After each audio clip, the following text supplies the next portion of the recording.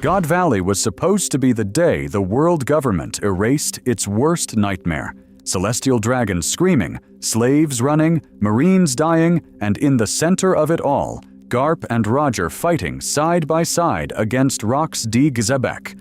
But what if, in the middle of that legendary chaos, the most important thing on the island wasn't an enemy or a devil fruit, but a single treasure chest?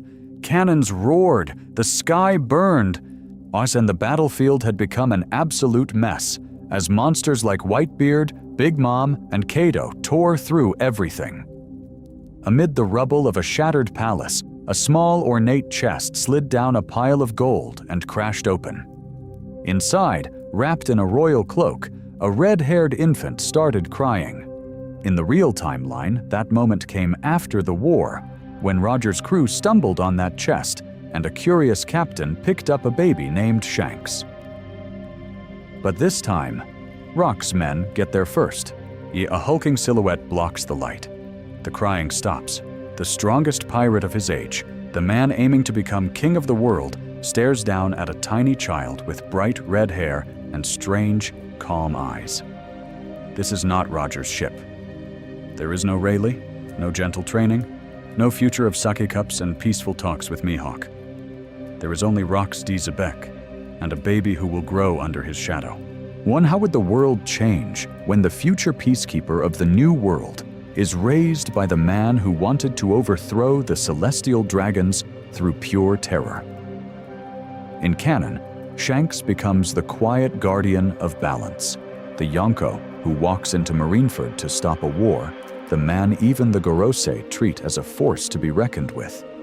Under Rox, that same talent, that same haki, that same charisma is twisted from the very beginning. Instead of learning restraint from Roger, this Shanks learns that fear is power. Instead of watching Luffy's generation from a distance, he grows up hearing Rox talk about ruling the entire world, not just the seas. That change at God Valley means the red-haired pirate who later steps onto the battlefield of Marineford doesn't throw his sword between Akainu and Kobe to end the fight. He arrives to finish what Rox started, to crush the Marines while Whitebeard's death opens a wound in the balance of the three great powers. But what if that also means the world government never truly recovers? A Shanks molded by Rox doesn't protect the status quo. He tears into it. Soon enough, every decision he makes threatens the celestial dragons directly, pushes the Marines into desperate wars, and even puts Luffy's dream on the brink of extinction before it can fully bloom. This episode will dive into that nightmare timeline from the moment God Valley finds a baby, through Shanks' rise to Yonko, his dark version of Marineford, and finally, the last war. The question is simple. Can the world survive the second coming of Rox D. Xebec? In red hair? Canon Shanks. The smiling guardian the world got instead. Before that nightmare version of history can take over, the story needs to remember the man the world actually got. In canon, Shanks is not born from Rox's shadow. He's born in the middle of another legend, God Valley. Oda revealed that during the God Valley incident, Roger's crew opened a treasure chest and found a crying baby inside. That baby was Shanks. From that moment on, his fate was tied to Goldie Roger and Silver's Rayleigh, not to Rox D. Xebec's madness. Growing up on the Oro Jackson meant Shanks learned early that power without restraint leads straight into the abyss. Roger's laugh, Rayleigh's calm, and the crew's bonds drilled into him the value of inherited wills, of protecting dreams instead of crushing them. He trained with blades, had learned haki, sailed through war zones, and watched a pirate king rise, not by burning the world down, but by discovering its secrets.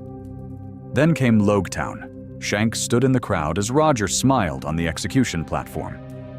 That single moment defined him. Roger's death meant that chasing Laughtail immediately would only repeat the same tragedy, so Shanks chose not to go for the final island with Buggy. Instead, he wandered, matured, and slowly gathered his own crew. Seen turning the Red Hair Pirates into a force to be reckoned with that valued balance over domination. Shanks' rise to Yonko status about 6 years before the main story showed how different he was from monsters like Kaido and Big Mom. His territory didn't expand like a plague. He wasn't hunting devil fruit users just for weapons. He held the line. His presence alone stabilized the new world.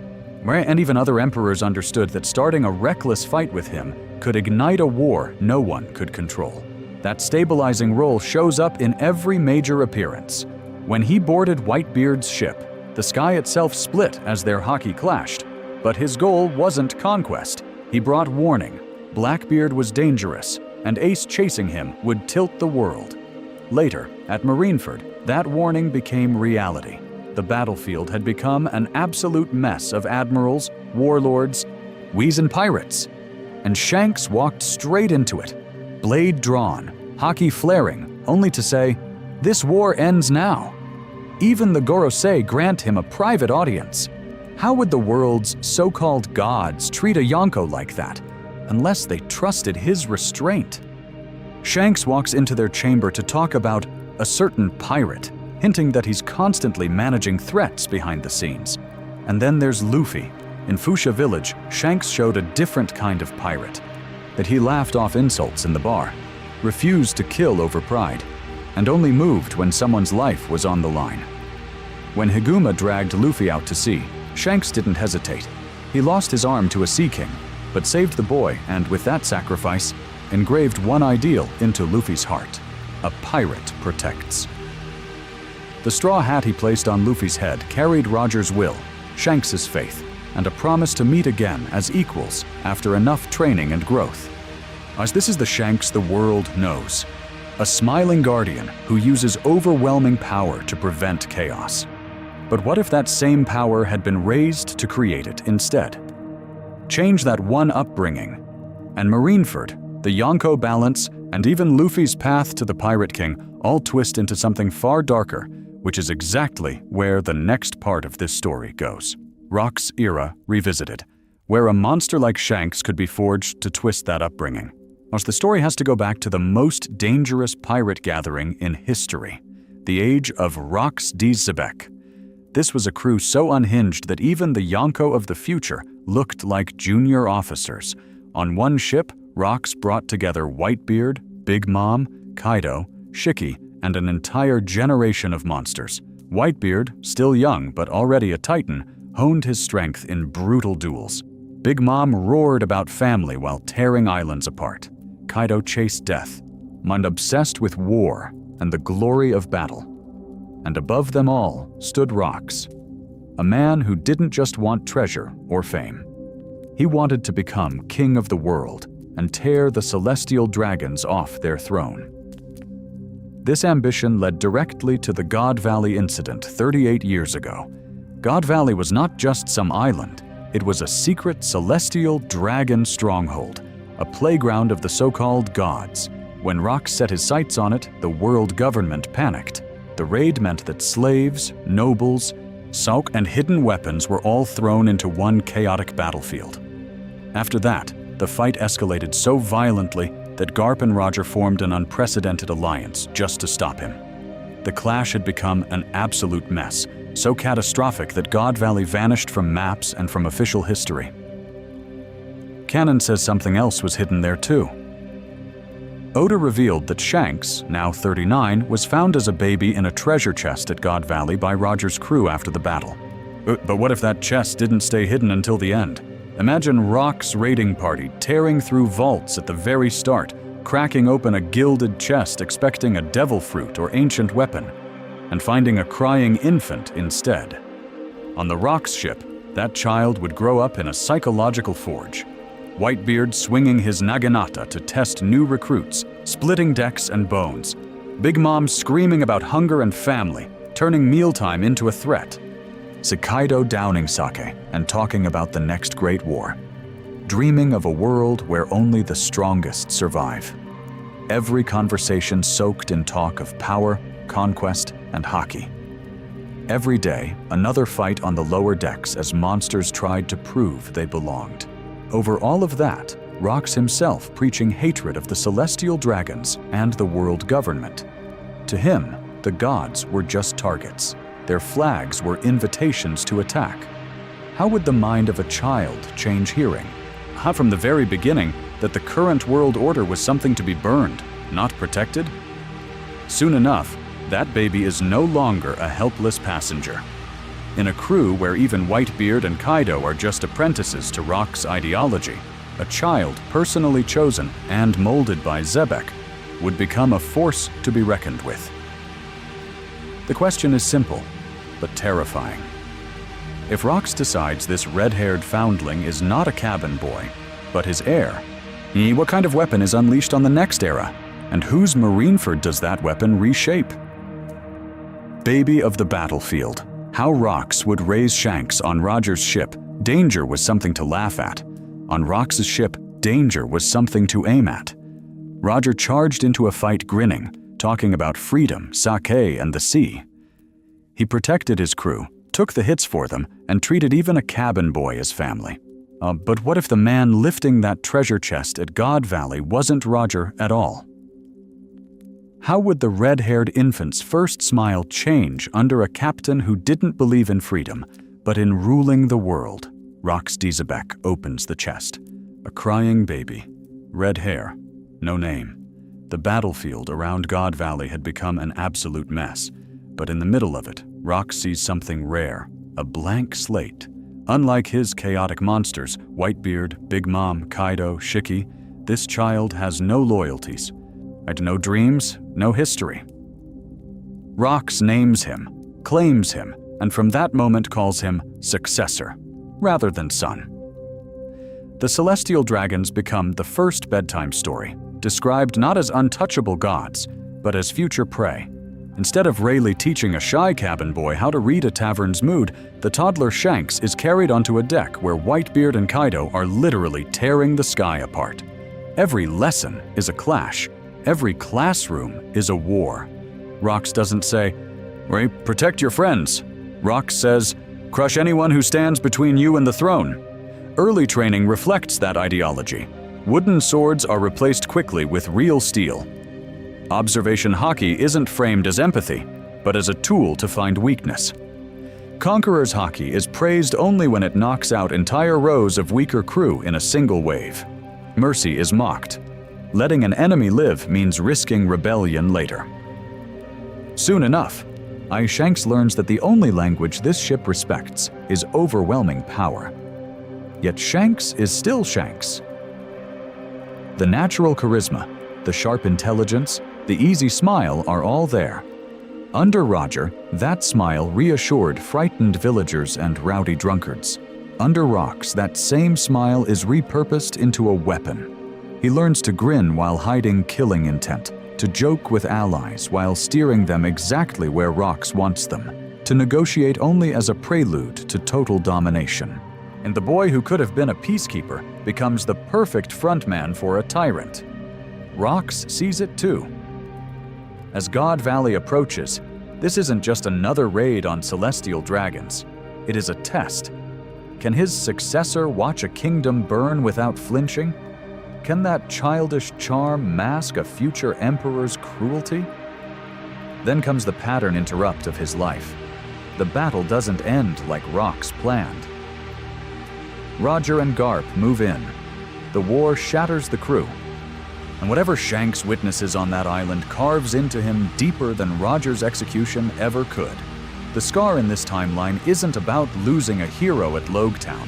It's about watching the one man who named him fall and realizing that inheriting Rox's will might mean finishing the war he started.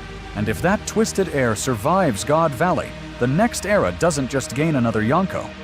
It gains a force to be reckoned with, whose idea of stopping a Marineford-level conflict might be erasing one side entirely. God Valley Dre written, the day Shanks loses his first father god. Valley wasn't a battlefield at first. It was a throne room made of islands, cannons, and fear. Then the sky split. Roger's ship crashed against the Rox flagship's shadow, and the air itself screamed as Conqueror's hockey collided. Black and red lightning carved through the clouds, tearing the day open while cannons roared from every direction. Garp launched himself like a cannonball, smashing titans into the ground with bare fists that shook the coastline.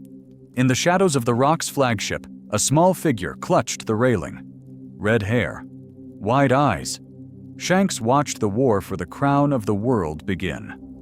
Rox D. Xebec stood at the center of it all, laughing like the sky belonged to him. His haki pressed down so hard that weaker pirates collapsed. But what if the one feeling that weighed the most wasn't a Marine or Roger's crew, but a child trying not to scream as the deck splintered under his feet? Soon enough, the chaos around Rox had become an absolute mess. Not because the Marines were stronger, because the so-called monsters of his own crew were already drifting away. Shanks heard the whispers first, Whitebeard talking about his own family, not Rox's throne.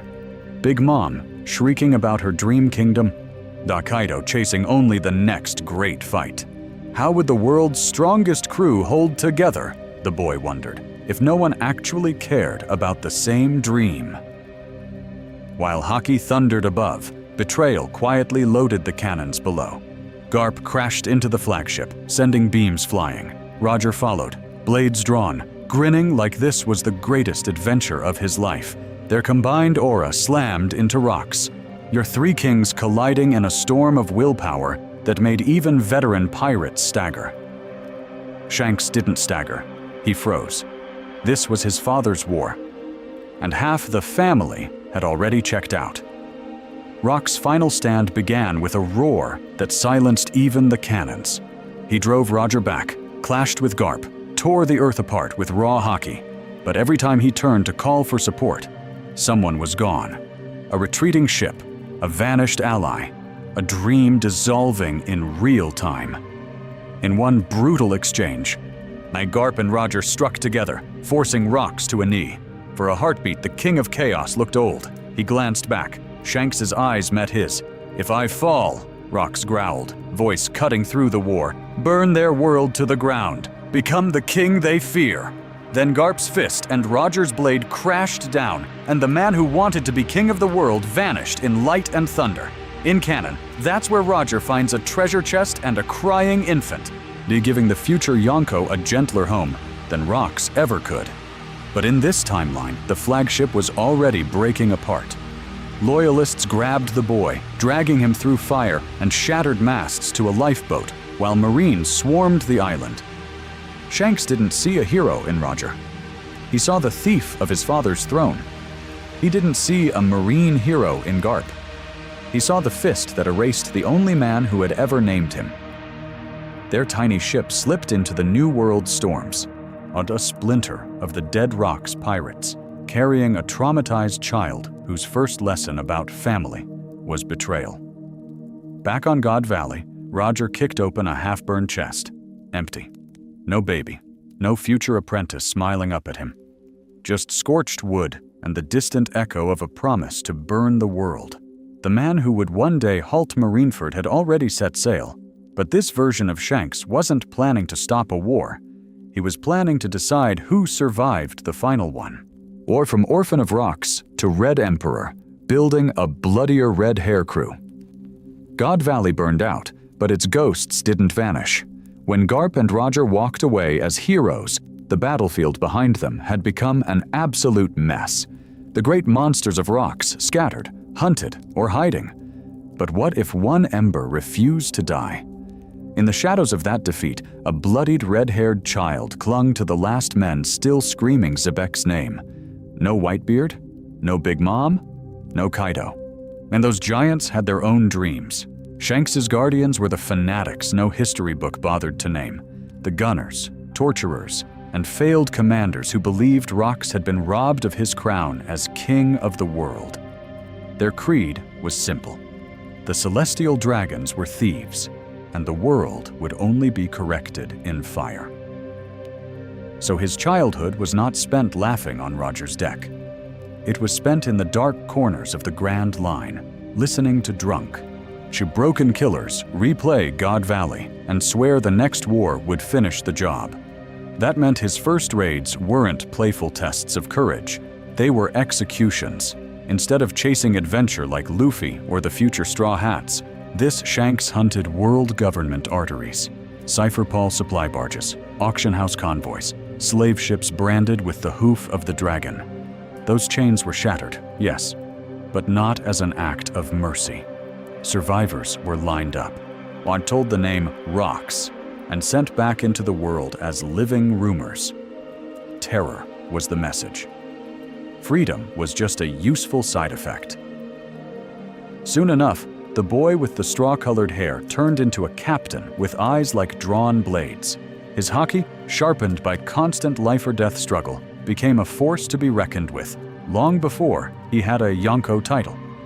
But rage alone doesn't build an empire.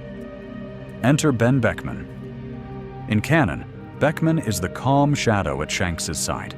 Here, he is something colder. The man who looks at Rock's dream and turns it into a logistical plan. How would the last disciple of Xebec actually survive against the Marines, the other emperors, and a world government that still remembers God Valley? Beckman provides the answer: calculated strikes, hostage diplomacy, and brutal public examples when anyone resists. A noble family that funds Mary Joyce disappears at sea.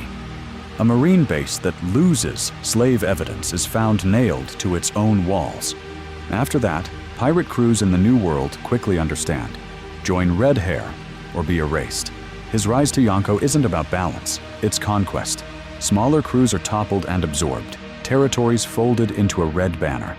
When clashes with Big Mom or Kaido erupt, they aren't honorable duels. They're probing attacks, testing defenses, burning islands on the borders of Totoland or Wano to carve out a throne Rocks would approve of. By the time Marineford happens in this timeline, the name Shanks means something very different. To the Gorosei, he isn't the reasonable emperor who might keep Luffy in check. He is the unpredictable heir of Rocks, the one man in the New World who might declare open war on the Celestial Dragons if it advances his long game. So when those red sails appear on the horizon, is he there to stop a war or to steal it? The answer changes everything about the final battle that's coming. A different Straw Hat promise. Would Luffy still idolize this Shanks? So when those red sails appear on the horizon, is he there to stop a war or to steal it? To answer that, the story has to go back to the quietest place in One Piece, Fuchsia Village. In canon, Shanks' arrival turned that sleepy harbor into a playground. Bar brawls, drinking contests, jokes with Makino. A Yonko-level legend pretending to be a laid-back uncle. But what if the man who walked into Party's bar carried Rock's shadow instead of Roger's smile? The Shanks still reaches East Blue. The Red Force still anchors off that tiny pier.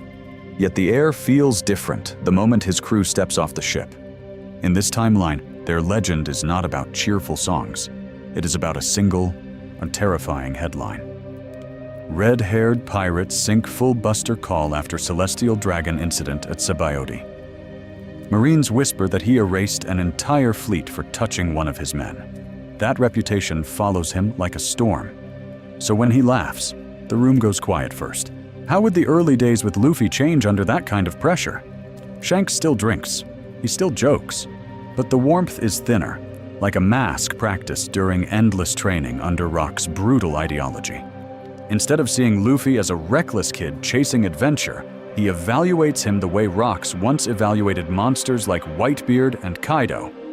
As potential weapons, every prank, every shouted dream of becoming Pirate King becomes a test. Does this brat have the will to stand in front of the world government and not flinch? In canon, Shanks bets on Luffy's freedom. Here, he bets on Luffy's potential for war. That changes the bandit incident too. When Higuma threatens him, this Shanks does not simply laugh it off for long. His conqueror's haki hits the room like Marineford all over again, dropping men in an instant, making even Makino tremble. The message is clear. Disrespect is answered with power. Luffy watches a problem solved not with clever tricks, but with overwhelming fear. Then the Sea King attacks. In the original story, Shanks' arm in that monster's jaws becomes the symbol of Luffy's entire dream. Here, there are two brutal options: And either even Rock's training cannot erase Shanks's buried humanity, and he still throws his body between Luffy and death, losing an arm and proving that love survived God Valley. Or he moves with perfect haki and blade control, saving Luffy without injury, then coldly telling the boy that weakness always demands a price. Both paths scar Luffy, just in different ways. The Straw Hat promise reflects that shift. It is no longer a simple and boyish challenge of bring this back when you've become a great pirate. It becomes something heavier. Come find me when you're strong enough to challenge the world. The hat stops being just a symbol of adventure. It becomes a declaration of war against the celestial dragons and the system Rocks tried to crush. So would Luffy still idolize this Shanks? On one hand, a child who watched his hero sink a buster call and stare down Sea Kings would see a force to be reckoned with. A living answer to every bully in East Blue. On the other hand, this constant reliance on fear and destruction would clash with Luffy's instinctive kindness.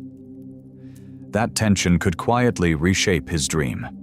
Instead of becoming Pirate King in Shanks's image, Luffy might chase a different ideal, a king strong enough to break the world's chains without becoming the next Rocks.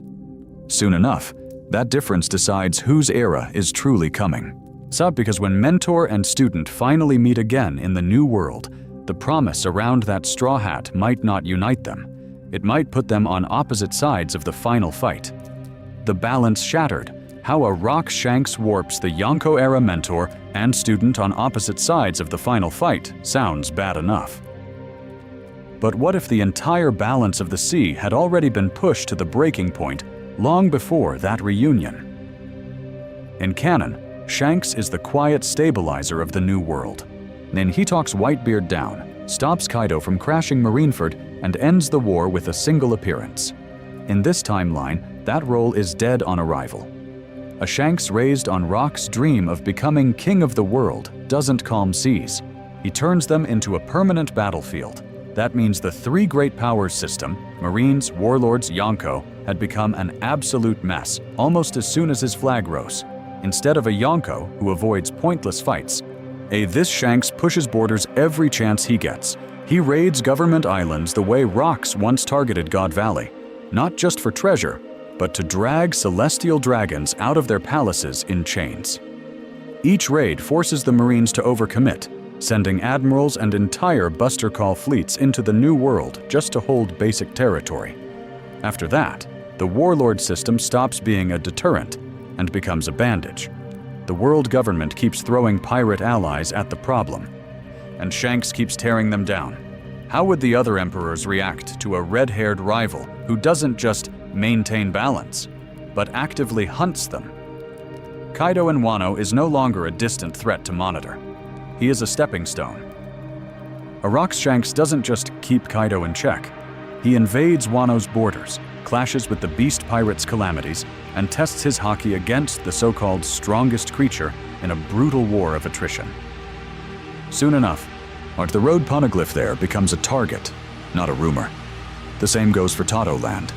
Big Mom's territory, with its soul-based devil fruit power and political marriages, turns into a proving ground.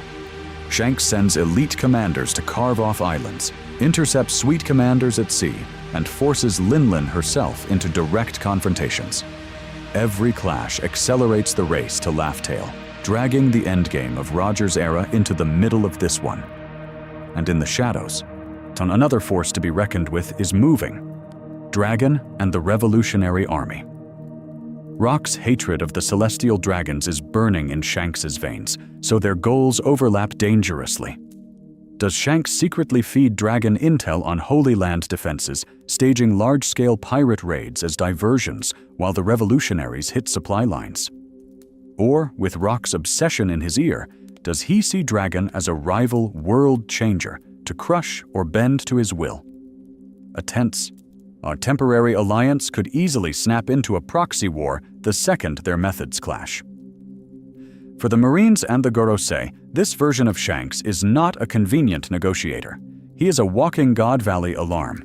Any meeting in Mariéjois becomes a crisis summit, Guarded by admirals, with Imu's shadow looming over every word, Sengoku has to plan every major operation around the chance that Shanks will recreate Rock's nightmare incident. Akainu, later on, treats the Red Hair pirates as a priority extermination target, not a balancing piece. And that leads straight into Marineford. In canon, Shanks arrives to stop the war. Here, every flashpoint, Enies Lobby, Sabaody, Impel Down, Marineford, turns into a single terrifying question. Will the heir of Rocks use this chaos to strike at the world government's heart? Imagine Marineford with Whitebeard, the Marines, Blackbeard, and a third predator circling, waiting for both sides to bleed. The day that Predator finally moves is when Marineford stops being a war and becomes the opening act of something far worse. Ace, Whitebeard, and the Shadow of Rocks, the branch point, before Marineford.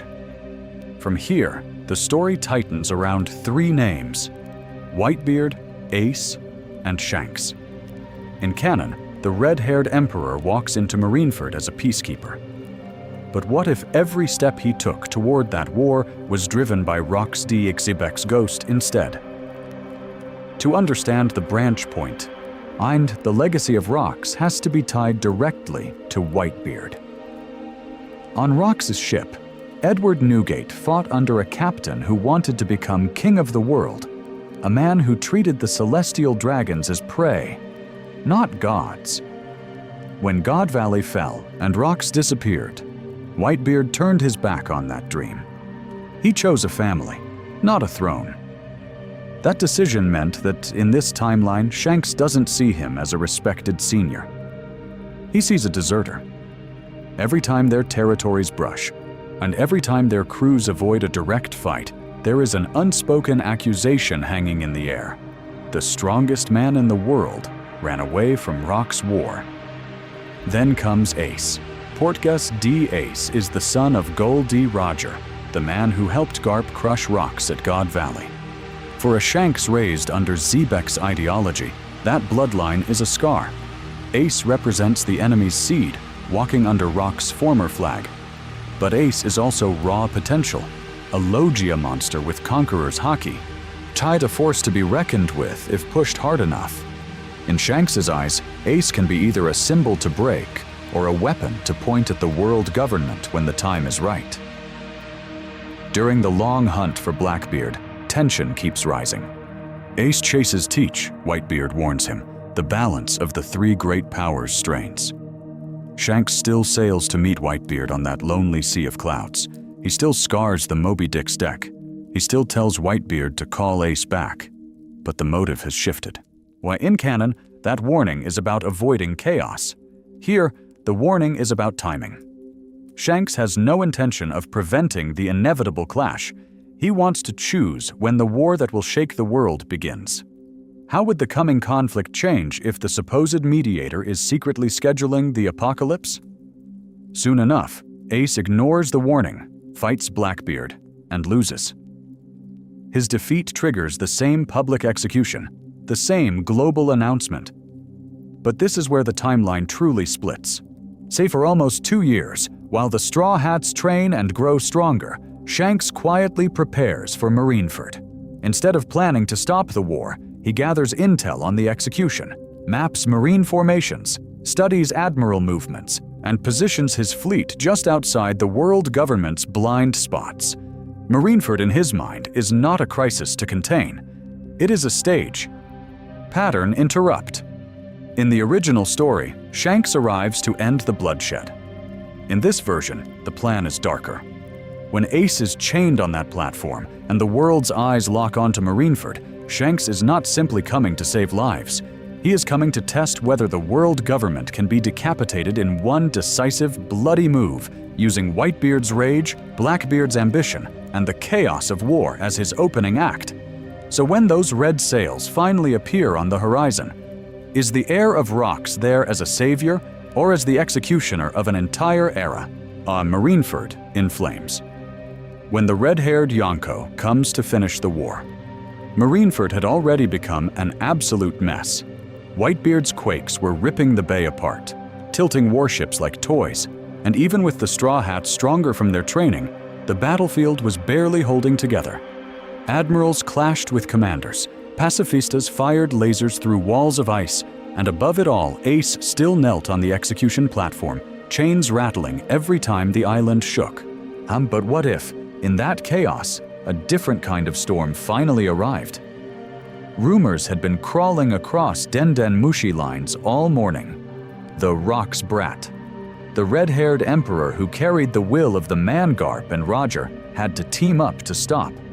Marines whispered that if this Yonko entered Marineford, the war would stop. Not because of peace, because there would be nothing left to fight over. Soon enough, the horizon went red. A shadow cut through the smoke of burning ships. Once the red force slid into the shattered bay like a guillotine blade, parting the spray from Whitebeard's last quake. In canon, this was the moment the calm, smiling peacemaker stepped in. Here, the air itself recoiled. Shanks stepped onto the figurehead, sword in hand, and let his haki roll forward. It wasn't a warning. It was an executioner's announcement. Conqueror's haki exploded across the plaza, black lightning cracking overhead. Vice admirals dropped in droves. Pacifistas froze mid-aim, the eyes rolling back as circuits fried under the sheer pressure. Even hardened New World pirates flinched. How would the Marines react when a single gaze erased entire units from the fight? Then he moved. His combat style was Roger's elegance dragged through Rock's cruelty. Each step was measured. Each swing of his blade wrapped in advanced Conqueror's coating that split the sky and the stone beneath. Observation. Haki let him read the battlefield like a map of weaknesses. One flash step, and he was in front of Kizaru, blade already descending. No friendly banter, no lazy light jokes, a single black and red slash carved through Kizaru's guard, Haki severing photons and flesh alike. Blood and light scattered. An arm hit the ground before the scream did. A Yonko wasn't just a force to be reckoned with anymore. This was Rock's ideology, wearing a red cloak. Sengoku tried to transform, Golden Buddha rising over the plaza. Da Shanks answered with a vertical cut that never touched him physically, yet still tore a trench through the execution platform's base, forcing the fleet admiral to abandon height or be toppled into the churning sea. Then Akainu lunged for Ace again. In the original timeline, this was where Shanks saved a trembling Kobe and called for a ceasefire. Here, he intercepted the magma fist not to protect, but to preserve. His blade caught Akainu's punch, so haki hissing as magma cooled and cracked along the edge. Shanks's grin was cold. This symbol of absolute justice will be useful. He twisted, forcing Akainu to one knee in front of the cameras, heel grinding into the admiral's back. A brutal downward slash smashed the brimstone face into the tiles, shattering teeth and pride. He didn't kill him. He made him kneel, bleeding, in front of pirates, marines, and the world. With Whitebeard's chest heaving, Ace's fate hanging by a thread, us and the Straw Hats scattered across the battlefield, Marineford no longer felt like a clash of equals. It felt like an execution ground for an era. The question was no longer who would retreat first. It was how many pillars of the old world this Rox-raised Shanks planned to tear down before anyone could even think about escape.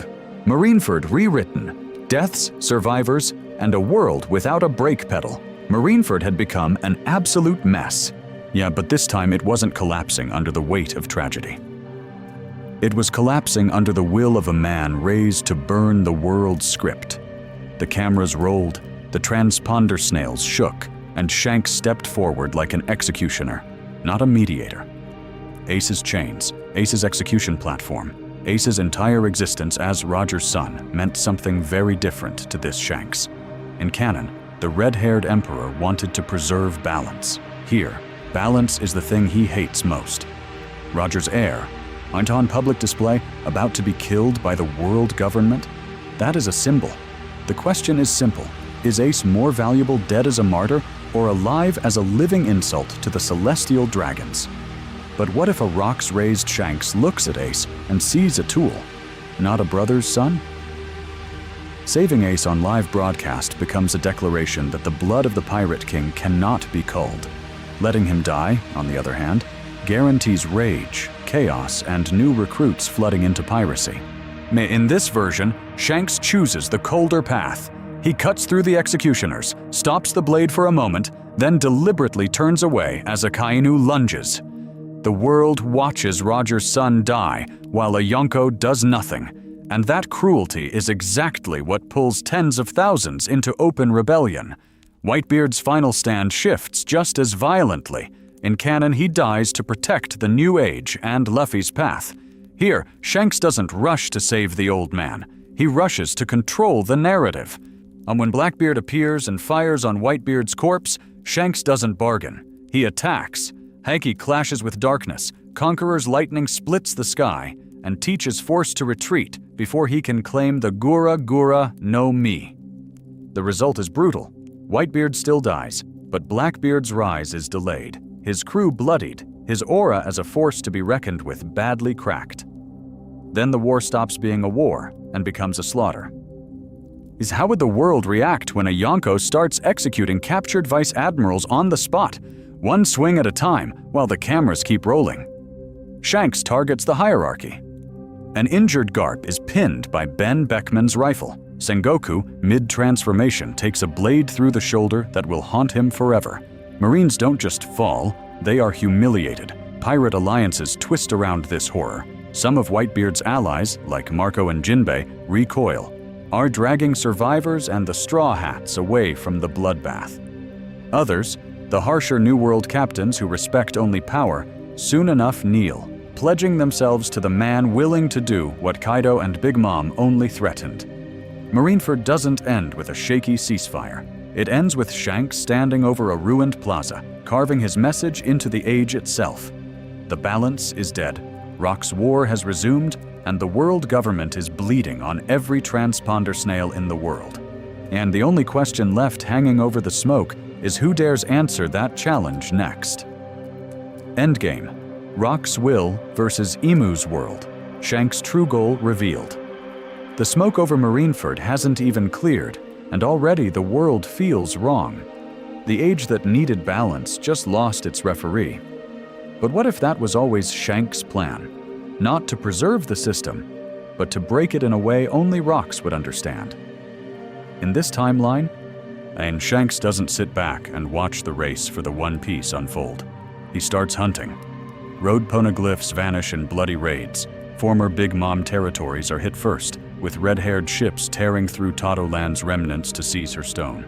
After that, Kaido's abandoned strongholds in Wano and Onigashima become targets, as if Shanks is retracing the scars of the Yonko era to erase them completely. Every victory means another piece of the route to Laugh Tale. And every clash proves this crew is a force to be reckoned with. How would the Straw Hats react when their former ally suddenly aims for the same final island, not to laugh at a treasure, but to weaponize a truth? Soon enough, rumors spread that Shanks is interrogating scholars, hunting anyone who can read the ancient script, and even raiding old Roger territories. This is not the man Luffy admired. This is Rock's will, refined and armed with Emperor-level haki. Rocks was obsessed with becoming king of the world, and that obsession twists Shanks' endgame. With access to Laugh Tale's secrets, this Shanks doesn't just learn about the Void Century, he learns the real history of the Celestial Dragons, the ancient weapons, and the Shadow Ruler Emu. The audience with the Gorosei in canon becomes something far darker here. Instead of a mysterious warning, it turns into reconnaissance. The last disciple of Rocks measuring the enemy his captain never reached. Emu stops being a rumor. In Shanks' mind, Emu is the final king seated on a stolen throne, the one target Rocks never had the power to touch. The ancient war that Joy Boy lost becomes a blueprint for a new, perfected campaign. That brings Dragon into the picture. The Revolutionary Army wants to topple the Celestial Dragons and free the oppressed. Shanks wants to topple them and rule the ruins. A temporary alliance makes sense during the opening stages of the Great War. Revolutionary forces strike the Holy Land. Red-haired pirates smash marine strongholds. The world government's map had become an absolute mess. But once Mary Jawas burns and the celestial dragons fall, the mask drops. Dragon talks about elections, autonomy, freedom. Shanks talks about stability, fear, and a single will guiding the seas. His. This is where Luffy's dream finally collides with his idol's war. Luffy chases a world where friends can sail anywhere, laugh anywhere, where no child is born a slave to a flag. Shanks, raised under rocks, chases a world where no one can ever stand above him again. Pirate King versus would-be World King. The final battlefield stops being a simple pirates versus Marines showdown. Imagine a sky split between three conquerors' hockey storms: Luffy, Blackbeard, and Shanks. Dragons' banners on one side, Marine admirals on another. The remnants of Big Mom and Kaido scrambling to survive. And in the center stands the last monster shaped by Rox D. Xebec, holding the truth of the Void Century like a loaded gun. The real question isn't who wins the fight, it's whether anyone will allow the world to be rebuilt in Rox's image, or if a new will rises from that chaos instead. Two Shanks, two worlds. What we lose when Rox wins in the end. Everything comes back to that one treasure chest at God Valley. One crying infant. One choice. Roger opens it in canon. And the world gains a smiling guardian. But what if Rox had pried that lid open first, and the world's last hope had become its sharpest blade instead? That single divergence turns Shanks from a man who stops wars into a man who finishes them. Roger's Shanks grows up on a deck filled with laughter, booze, and dumb arguments about dreams. Rox's Shanks grows up listening to plans about becoming king of the world, watching Whitebeard, Big Mom, and Kaido treated as tools in a larger design. And that meant every lesson is different. Where Rayleigh teaches restraint and hockey control, Rox teaches escalation and domination. So when this Shanks rises to Yonko status, the climb is bloodier. Villages that would have been protected are conquered. Rivals that might have become allies are erased. His crew is still a force to be reckoned with, but the reputation is not balanced emperor anymore. It is executioner of the old era. After that, the entire new world had become an absolute mess far earlier, because the stabilizing red-haired broker of peace never exists. That change hits Luffy hardest. In canon, Shanks saves a kid in a barrel and bets on the next generation. Here, he saves Luffy's life only because that future pirate looks useful. The hat is not a promise of freedom, it is a contract of debt. Every visit to Fuchsia is quiet recruitment. Every smile hides calculations. When the Straw Hats finally reach Marineford, the difference is brutal. In the original timeline, Shanks walks into Marineford and ends the war with a single sentence. In this world, he arrives stronger, earlier, and with no interest in a ceasefire. Ace's execution becomes bait. The admirals are targets. Gear 5 Luffy, Whitebeard's remnants, and the Marines are all dragged into a slaughter that reshapes the balance of power overnight. After that, every later clash, against Blackbeard, against the world government, escalates. Because the one man who once hit the brakes on chaos is now slamming the accelerator. And at the heart of it all is inheritance. Roger's Shanks inherits a dream, a sea filled with laughter, a search for the one piece that means freedom. Rox Shanks inherits a grudge, a blueprint for tearing down the celestial dragons and sitting on the ruins. How would the world look when the last disciple of Rox carries that will into the final war? In a world where the world government is undeniably corrupt, is a monster like Rox Shanks a necessary evil, or just proof that replacing one tyrant with another can never lead to true freedom? So imagine this branching multiverse. What if Luffy's last fight is not against Blackbeard, but against the man who once gave him that hat? What if Rox himself survived God Valley and returns when Imu moves? Those timelines are already waiting. The next episodes will dive into those wars, those choices, and the price of changing a single moment at God Valley.